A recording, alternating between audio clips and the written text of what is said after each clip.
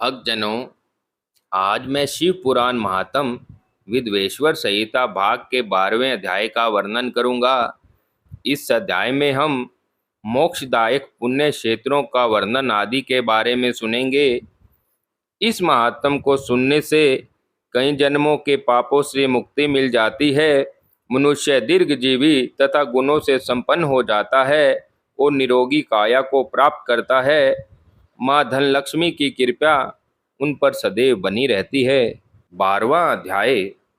सूत जी बोले, हे विद्वान और बुद्धिमान ऋषियों, मैं मोक्ष देने वाले शिव क्षेत्रों का वर्णन कर रहा हूँ।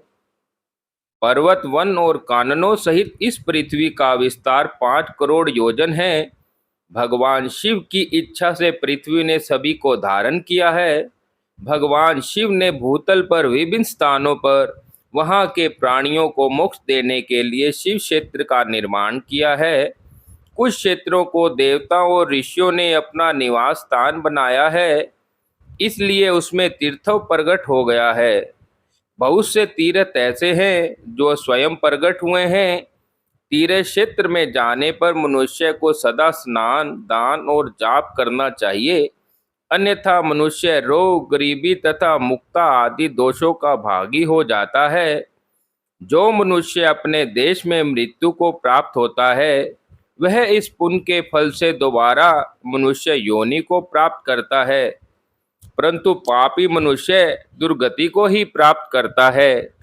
हे ब्राह्मणों, पुण्य क्षेत्र में किया गया पाप कर्म अधिक दृढ़ हो जाता है, अतः पुण्य क्षेत्र में निवास करते समय पाप कर्म से बचना चाहिए। सिंधु और सतलुज नदी के तट पर बहुत से पुण्य क्षेत्र हैं। सरस्वती नदी परम पवित्र और 60 मुख वाली है, अर्थात उसकी 60 धाराएं हैं। इन धाराओं के तट पर निवास करने से परम पद की प्राप्ति होती है। हिमालय से निकली हुई पुण्य सलीला गंगा 100 मुख वाली नदी है। इसके तट पर काशी, प्रयाग आदि पुण्य क्षेत्र हैं। मकर राशि में सूर्य होने पर गंगा की तटभूमि अधिक प्रशस्त और पुण्यदायक हो जाती है। सोनभद्र नदी की 10 धाराएं हैं। बृहस्पति के मकर राशि पर आने पर यह अत्यंत पवित्र तथा अभीष्ट फल देने वाली है। इस प्रकार यहाँ स्नान और उपवास करने से विनायक पद की प्राप्ति होती है। पुण्य सलीला महानदी नर्मदा के 24 मुख हैं। इसमें स्नान करके तट पर निवास करने से मनुष्य को वैष्णव पद की प्राप्ति होती है। तमसा के 12 तथा रेवा के 10 मुख हैं। परम पुण्यमयी गोदावरी के 21 मुख हैं। यह ब्रह्म हत्या तथा गोवध पाप का नाश करने वाली एवं रुद्र लोक देने वाली है। कृष्णवेणी नदी समस्त पापों का नाश करने वाली है। इसके 18 मुख हैं तथा यह विष्णु लोक प्रदान करने वाली है। तुंगभद्रा 10 मुखी है एवं ब्रह्मलोक देने वाली है। स्वर्ण मुखरी के 9 मुख हैं। ब्रह्मालोक से लौटे जीव इसी नदी के तट पर जन्म लेते हैं। सरस्वती नदी, पंपा सरोवर, कन्याकुमारी, अंतरिप तथा शुभ कारक श्वेत नदी सभी पुण्य क्षेत्र हैं। इनके तट पर निवास करने से इंद्रलोक की प्राप्ति होती है। महानदी कावेरी परम पुण्यमयी है। इसके 27 मुख हैं। यह संपूर्ण अभिष्ट वस्तुओं को देने वाली है। इसके तट ब्रह्मा विष्णु का पद देने वाले हैं। कावेरी के जो तट शैव क्षेत्र के अंतर्गत आते हैं वह अभिष्ट फल तथा शिवलोक प्रदान करने वाले हैं। नेमिषरायन तथा बद्रिका आश्रम में सूर्य और बृहस्पति के मेष राशि के आने पर स्नान और पूजन करने से ब्रह्मलोक की प्राप्ति होती है। सिंह और कर्क राशि में सूर्य की संक्रांति होने पर सिंधु नदी में किया गया स्नान तथा केदार तीर्थ के जल का पान एवं स्नान ज्ञानदायक माना जाता है।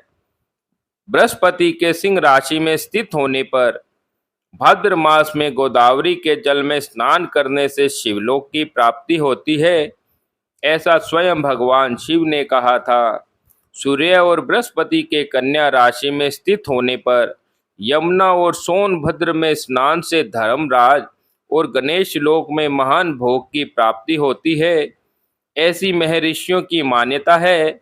सूर्य और बृहस्पति के तुल्य राशि में होने पर कावेरी नदी में स्नान करने से भगवान विष्णु के वचन की महिमा से अभीष्ट फल की प्राप्ति होती है।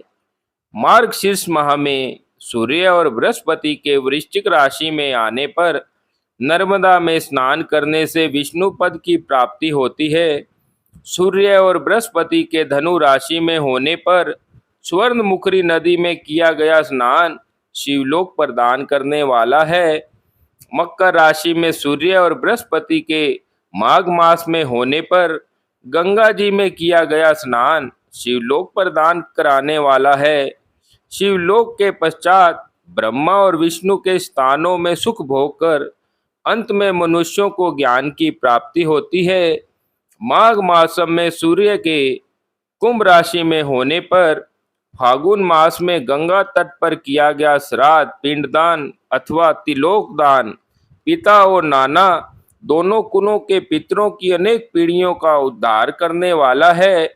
गंगा व कावेरी नदी का आश्रय लेकर तीर्थवास करने से पाप का नाश हो जाता है। ताम्रपर्णी और वेगवती नदियां ब्रह्मलोक की प्राप्ति का फल देने वाली हैं। इनके तट पर स्वर्णदायक क्षेत्र है। इन नदियों के मध्य में बहुत से पुण्य क्षेत्र हैं। यहाँ निवास करने वाला मनुष्य अभीष्ट फल का भागी होता है। सदाचार उत्तम वर्ती तथा सद्भावना के साथ मन में दया भावना रखते हुए विद्वान पुरुषों को तीर्थ में निवास करना चाहिए, अन्यथा उसे फल नहीं मिलता। पुण्य क्षेत्र में जीवन बिताने का निश्चय करने पर तथा वास करने पर पहले का सारा पाप तत्काल नष्ट हो जाएगा, क्योंकि पुण्य को ऐश्वर्यदायक कहा जाता है। हे ब्राह्मणों, तीर्थ में वास करने पर उत्पन्न पुण्य कायिक वाचिक और मानसिक सभी पापों का नाश कर देता है। तीर्थ में किया गया मानसिक पाप कई कल्पों तक पीछा नहीं छोड़ता, यह केवल ध्यान से ही नष्ट होता है। वाचिक पाप जाप से तथा कायिक पाप शरीर को सुखाने जैसा कठोर तप से नष्ट होता है। अतः सुख चाहने वाले पुरुषों को देवताओं की पूजा करते हुए और ब्राह्मणों को दान देते हुए पाप से बचकर ही तीर्थ में निवास करना चाहिए। इस प्रकार 12वें अध्याय को आज पूर्ण किया जाता है। भक्तजनों, मेरे द्वारा दी जाने वाली जानकारी की वीडियो अगर आपको अच्छी लगे तो आप मेरे YouTube चैनल भक्ति मार्ग के कमेंट बॉक्स में जाकर ओम नमः शिवाय अवश्य लिखें। चैनल को लाइक व सब्सक्राइब करें, ज़्यादा से ज़्यादा शेयर करें। धन्यवाद।